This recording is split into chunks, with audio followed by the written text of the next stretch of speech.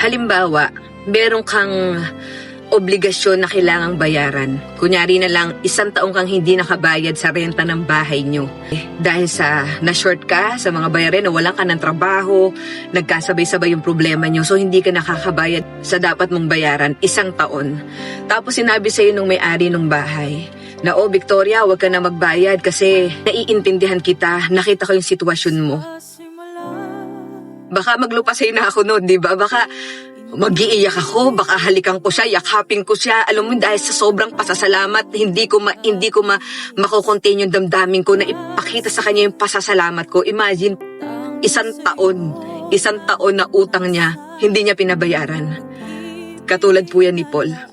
Si Paul po, siya po yung isa sa matinding nagpe-persecute sa mga Kristiyano. Hindi po siya naniniwala sa Panginoong Hesus. Pinapatay niya po ang mga Kristiyano. Isa po siya sa kasama sa bumato kay Stephen po sa Biblia. Pero nung dumating po yung panahon, yung pagkakataon na naranasan niya yung pagpapatawad ng ating Panginoong Hesus, nakita niya kung gaano kalaki yung biyaya ng Panginoon, yung grace ng Panginoon. Nakita niya na imbis na bayaran niya lahat ng pagkakamali niya, pagdusahan niya lahat ng ginawa niyang kasalanan, pinatawad at minahal siya ng ating Diyos. Naniwala siya sa ating Panginoong Hesus. At hindi niya po mapigilan kahit kanino sabihin yung kabutihan ng Diyos sa buhay niya. Kahit makulong pa po siya, hindi niya mapigilan. Kaibigan, ilang beses ka nang pinatawad ng Diyos. Ilang beses pinadama sa iyo yung pagmamahal niya. Ilang beses kanyang binigyan ng pag-asa. Ilang beses kanyang iniligtas sa mga sitwasyon na akala mo imposible. Ilang beses niyang ipinapangako sa iyo, anak, na hindi kita pababayaan, hindi kita iiwan, pero nagdadoubt ka pa rin. Ilang beses ang habag at awa niya, lagi niyang pinapakita at pinaparana sa iyo.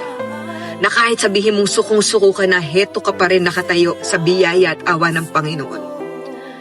Pero bakit mo pinipigilan yung sarili mo na sabihin sa ibang tao kung gaano kabuti yung Diyos na nagliligtas sa iyo, na nagbigay ng buhay sa iyo? Ako po, danas na danas ko po yung biyaya ng Diyos. Kaya hindi ko po mapigilan yung sarili ko na sabihin sa inyo kung gaano siya kabuti sa buhay ko. Hindi ko po mapigilan.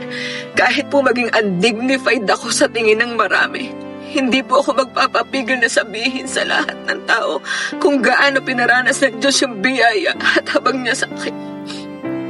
So kaibigan, kung pinaranas sa iyo ng Panginoon yung pagmamahal niya, huwag kang papigil. Maraming taong nag-aabang na sabihan sa kanila yung kabutihan ng Panginoon. Maraming taong depressed, maraming taong puno ng problema, walang nakikinig sa kanila, walang nakaintindi sa kanila. Maraming salamat. I am blessed, Victoria. I am forever blessed, and so are you.